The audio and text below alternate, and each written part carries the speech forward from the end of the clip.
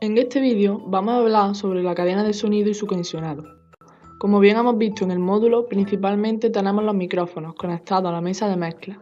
De esta sale el audio hacia un crossover y luego a una etapa de potencia. Por último, la señal es enviada a un altavoz que es el encargado de transformar la señal eléctrica en presión sonora. Tenemos que tener en cuenta que la impedancia de salida de cualquier instrumento o equipo debe ser siempre menor o igual que la impedancia de entrada del equipo siguiente a conectar. Continuaremos con el voltaje de señal que tenemos en cada parte de nuestro sistema de audio.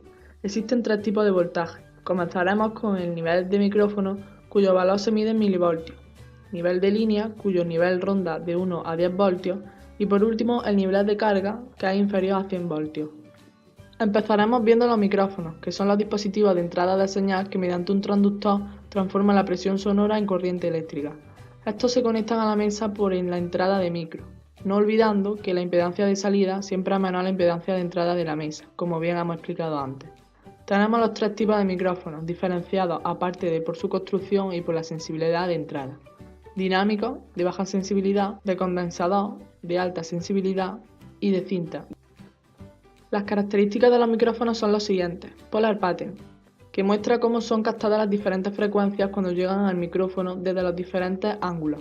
Procedemos con los cardioides, que como vemos tienen su máxima atenuación en 180 grados. Hipercardioides, omnidireccionales y bidireccionales.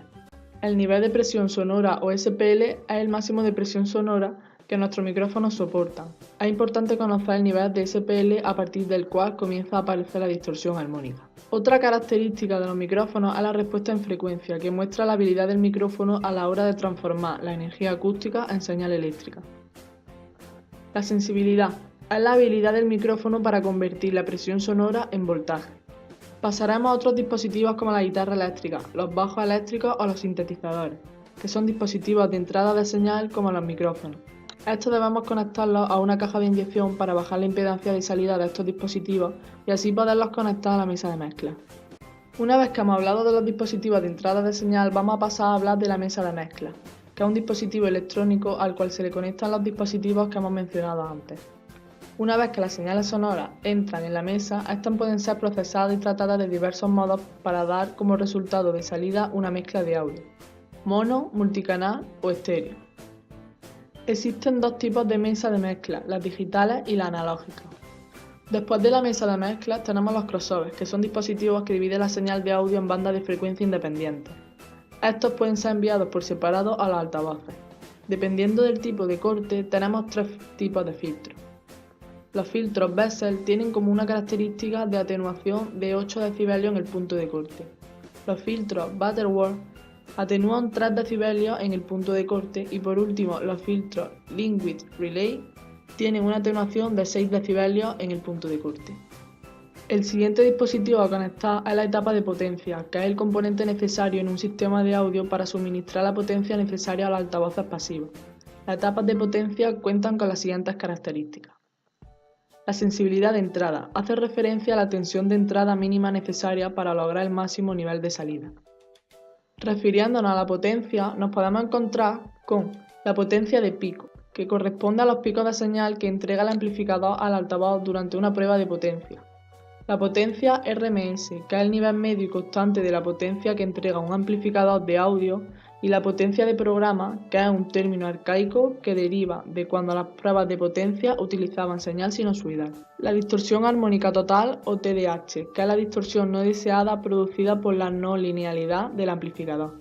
La intermodulación o IMD se produce cuando dos señales aplicadas simultáneamente a un dispositivo no lineal dan lugar a la distorsión de intermodulación. El damping factor es la capacidad de la etapa de controlar las frecuencias graves. La diafonía indica que en un sistema estéreo un canal de audio afecta al otro. La respuesta en frecuencia establece el rango de frecuencia en el cual trabajará el sistema sin distorsionar la señal. El slew rate es la capacidad de la etapa de controlar las frecuencias agudas. El ratio de la relación señal-ruido es la relación entre la tensión de la señal de salida para una potencia nominal y la tensión de ruido. Por último, y para terminar, tenemos los altavoces, que son transductores electroacústicos utilizados para la reproducción de sonido. Sus características son respuesta en frecuencia, que es el parámetro que nos indica las frecuencias que puede reproducir dicho altavoz. La impedancia es la oposición al paso de corriente alterna del altavoz. La potencia se refiere a la potencia eléctrica que admite el altavoz. Sensibilidad es el grado de eficiencia en la transducción acústica. Direccionalidad indica la dirección del sonido de la salida de los altavoces, es decir, el modo en el que el sonido sale disparado en el entorno en el que se encuentra. Por otra parte, vamos a ver los tipos de altavoces que tenemos. Los principales y los que se suelen utilizar son altavoces de agudos, que están centrados en reproducir las frecuencias agudas que van desde los 2000 a 20.000 Hz. Los buffers, que reproducen las frecuencias medias altas a las medias bajas, y tenemos los de 5, 10 y 15 pulgadas de diámetro, por lo que dependiendo de cada altavoz tendrá una respuesta en frecuencia distinta. A más pulgadas, mejor reproducción de las frecuencias graves. Y subwoofers, que reproducen las frecuencias bajas. Tenemos los de 18 y 21 pulgadas y siguen cumpliendo los de a más pulgadas, mayor reproducción de graves. Con esto completamos nuestra cadena de audio y su conexión de sonido. Un saludo y hasta la próxima.